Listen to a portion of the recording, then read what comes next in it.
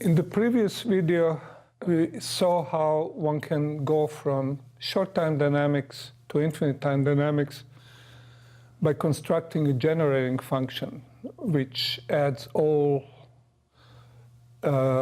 possible behaviors, lengths of all possible lengths. This was done for coarse graining and discrete time dynamics, but usually we care about differential equations, deterministic dynamics, things that are infinitely precise, and in continuous time. So I'll now redo the whole argument in continuous time, and you'll see at the end we'll have a Laplace transform instead of generating function. And that will give us the long-time behavior. Now on the left-hand side, we have the previous exposition for discrete time. On the right-hand side, we have the continuous time. In the continuous time,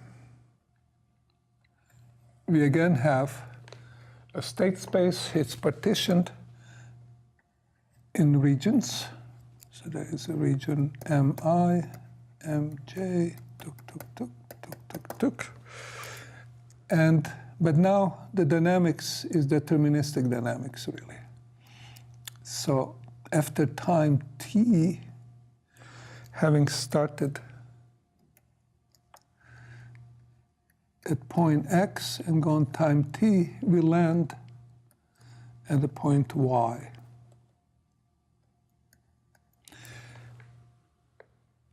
The operator now is not a transfer operator, but it's Perron-Frobenius operator.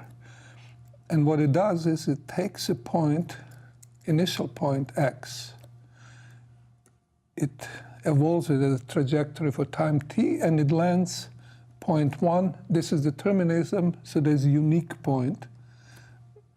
In other words, there is a Dirac delta function where we land. And that's our evolution operator. Instead of transition matrix, it's something that depends on initial point, final point, and time that's elapsed. Now we can again construct the transfer matrix, and now it's more precise than before.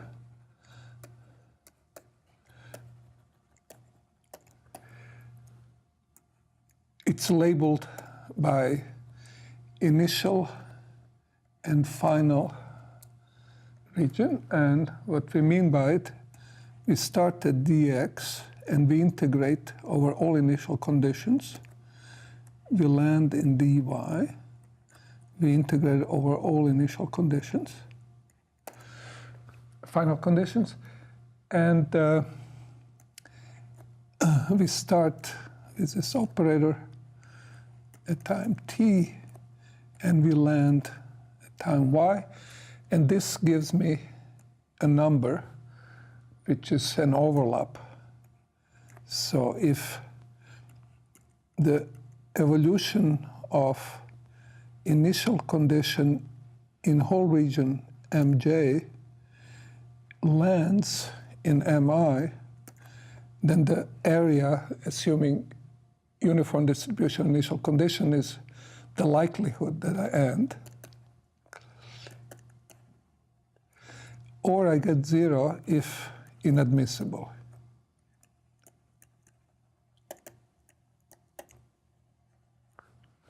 That's our transition matrix. Now notice this is function of continuous time t. So this is only taking care of lengths of all walks, or walks of all lengths. Next thing you would like to do is you would like to assign some kind of probability. So likelihood that the transition happens, we would like to assign probability, equal probability as before.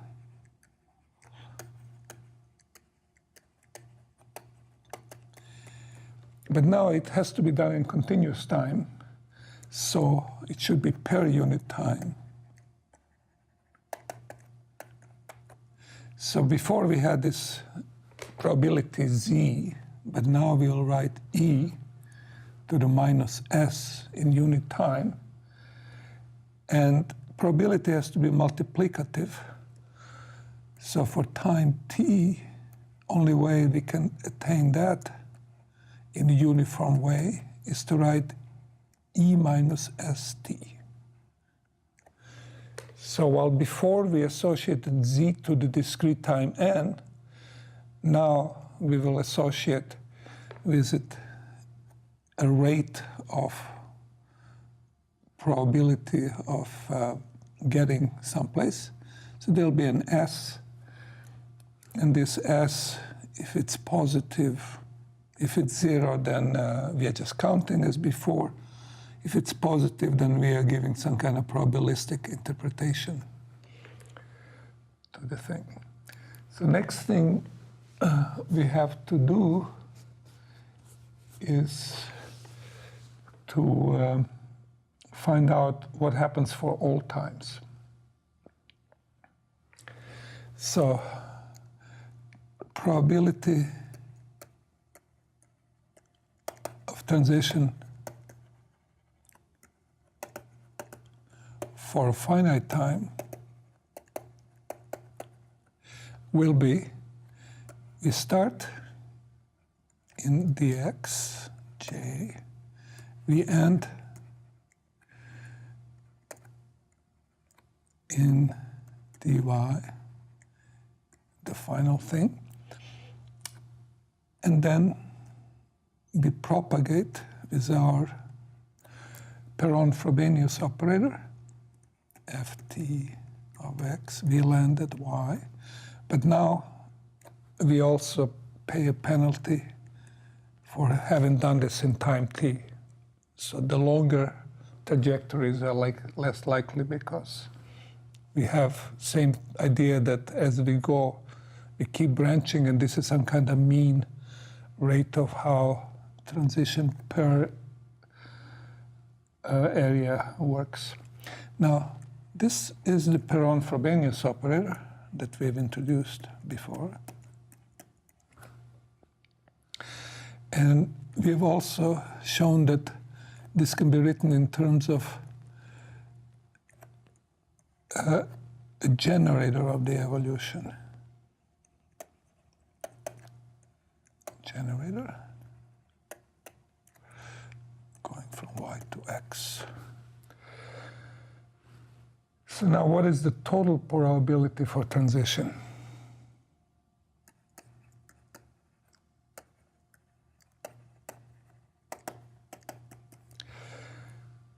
We have to integrate over all times.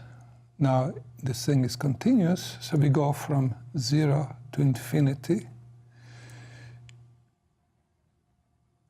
dt, and then we have our probability per time t, the penalty, and then we have our evolution operator,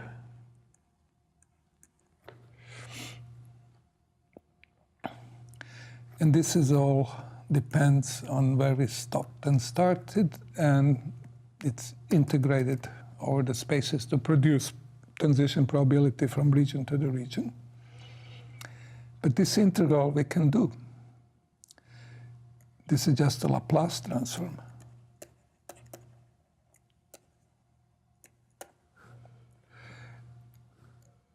And we get 1 over s minus a, where there is evolution operator. This depending on y over x, and then for particular transition probability, we put as integrations that were before the dy, dx, or final and initial. Now this has a name. It's called the Solvent Operator.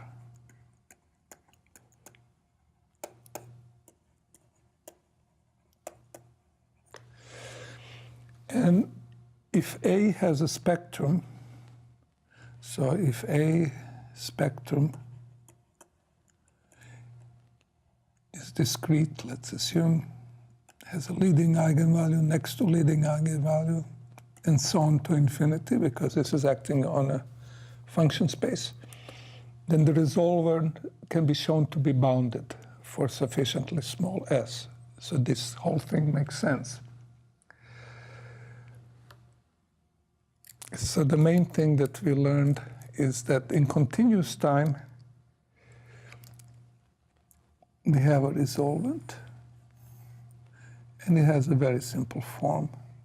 And that describes infinite time behavior. So now we can summarize continuous time. The main tool is a Laplace transform.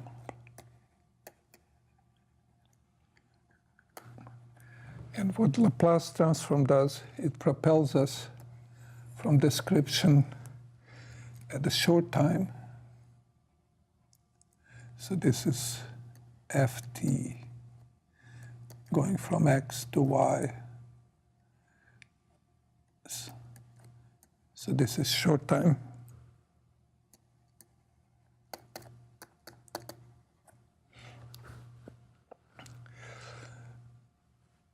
And now we can discuss what happens at a long time.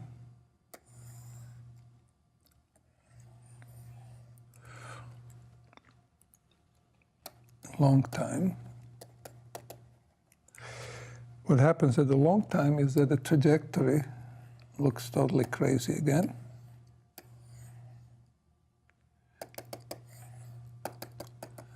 It ergodically explores everything, but we can describe the long time behavior by evolution generator. It's short time. The description was A was infinitesimal time evolution. So what A told us is how we start every place for short time.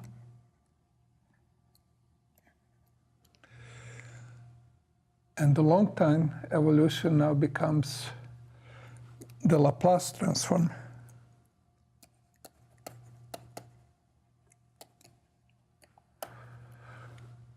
which results in resolvent.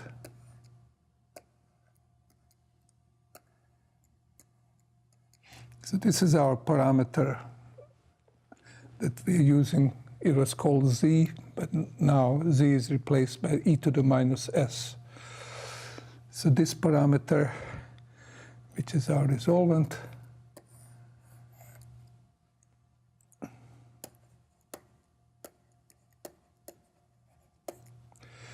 tells us what happens at infinite time.